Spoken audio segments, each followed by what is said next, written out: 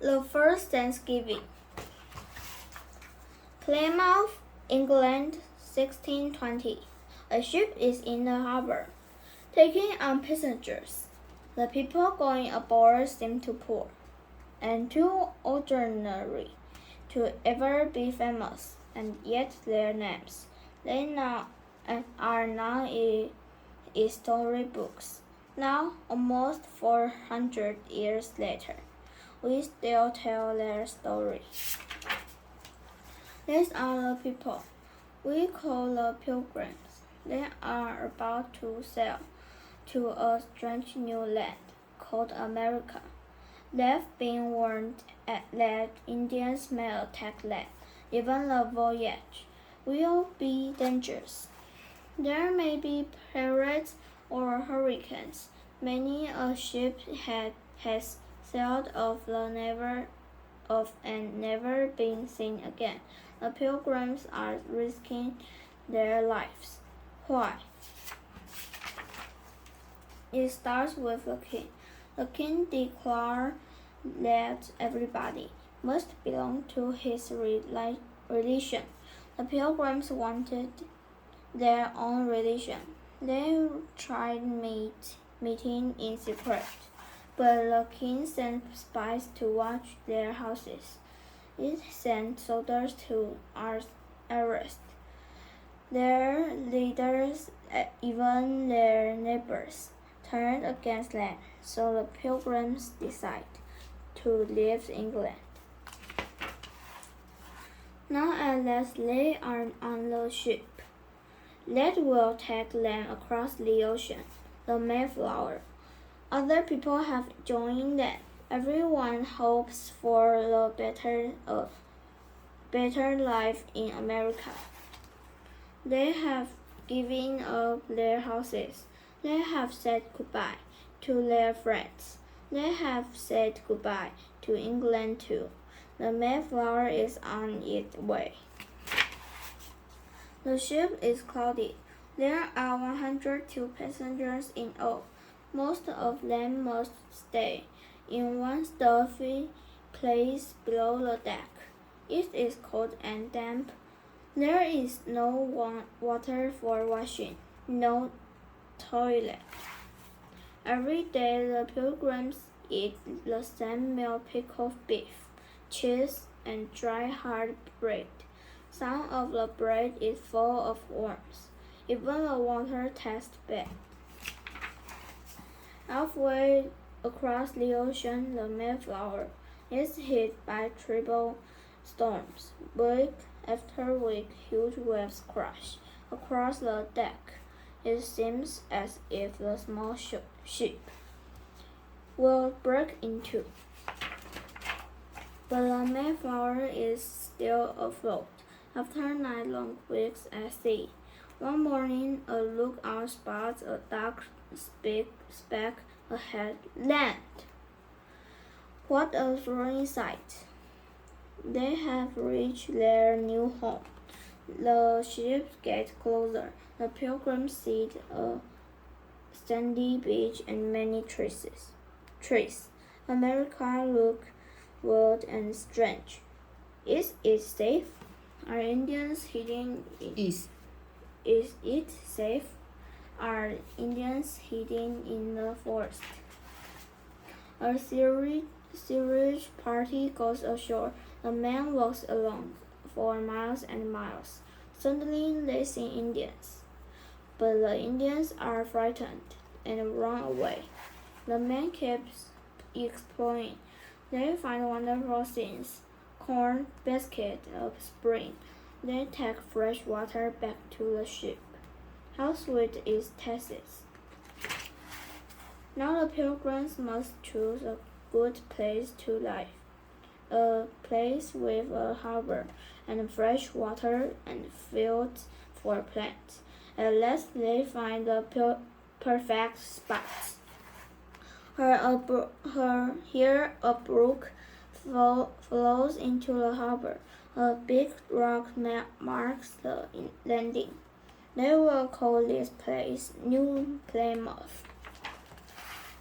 The pilgrims begin a new life in a new land. There is so much to do. They must build houses before they can leave the ship. But it is winter. Bad weather slows them down. It takes weeks to finish just one house, and there is hardly enough to eat. The pilgrims survive on food from the ship routes, wild birds, and shellfish. How they wait for the dish of pudding and a silly of beef. On a nearby hill, the pilgrims make the platform for their canoes. They know the Indians are watching them. They can see smoke from their campfires. They can hear them in the woods. A guard is passed day and night. How hard that first winter is. Every day is black and cold. Fires, ice wind rips rule the settlement. Freezing are falls for house. The pilgrims huddle together by their fires. They feel miserable and so alone.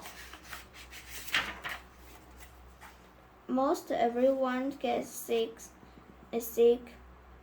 Many people die. The small pilgrims band gets smaller and smaller. By the end of winter, only half of the pilgrims are still alive. The pilgrims bury the dead at night in secret graves. The Indians must not know how few pilgrims are left and how weak those few are. The long sad winter passes and the spring arrives. Indians are sighted nearby. They come closer and closer. Then one day an Indian walks right into the settlement.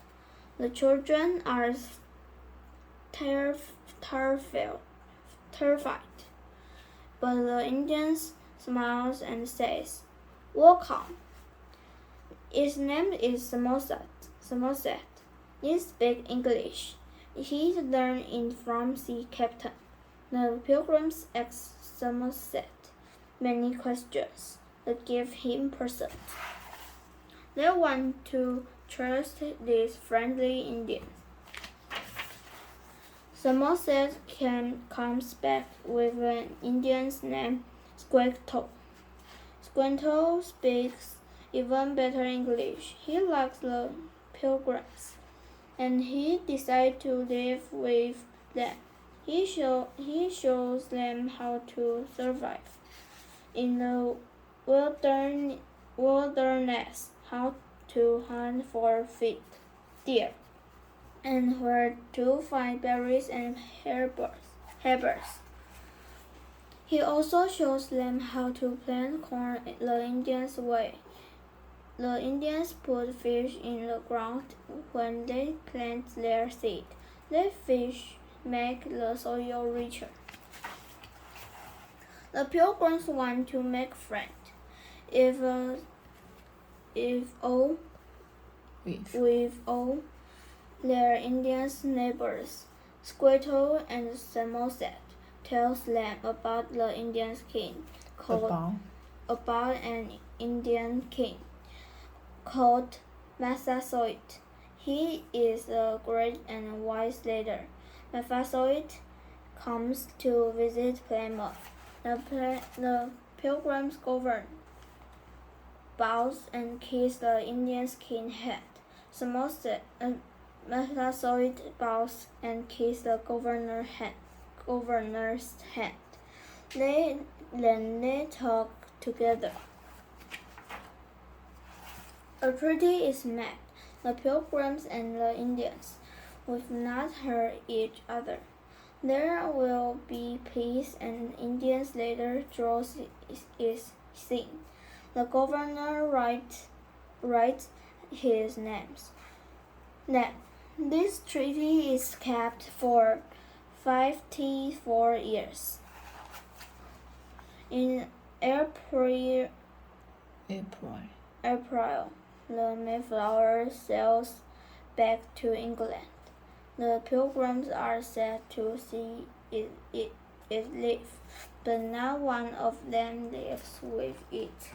They all want to stay in America. The Pilgrims worked hard all summer.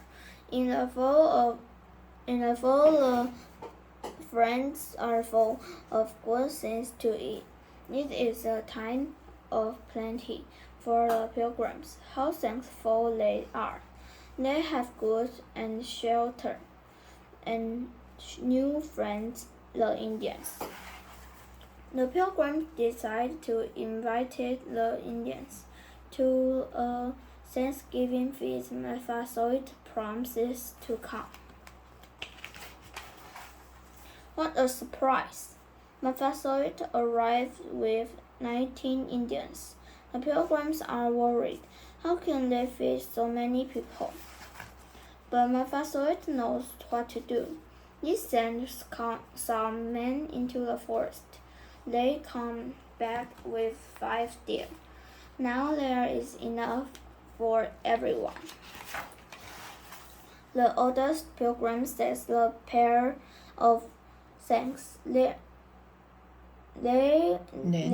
the feast begins. Everyone eats so much turkey, lobster,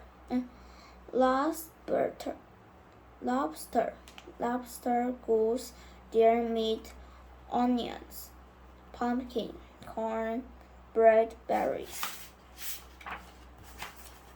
The feast lasts for 3 days. People eat and they sleep, then eat again.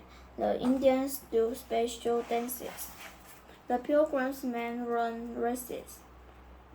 They have shooting matches. The children play games like tag and playman's bluff. Everyone has a wonderful time. As the years go by, more people from England come to America. The little town of Plymouth gets bigger and bigger. The children of the Pilgrims grow up and have children of their own. They have harvest fields too. In 1863, Abraham Lincoln, the President of the United States of America, makes Thanksgiving Day a national holiday. The first Thanksgiving is never forgotten.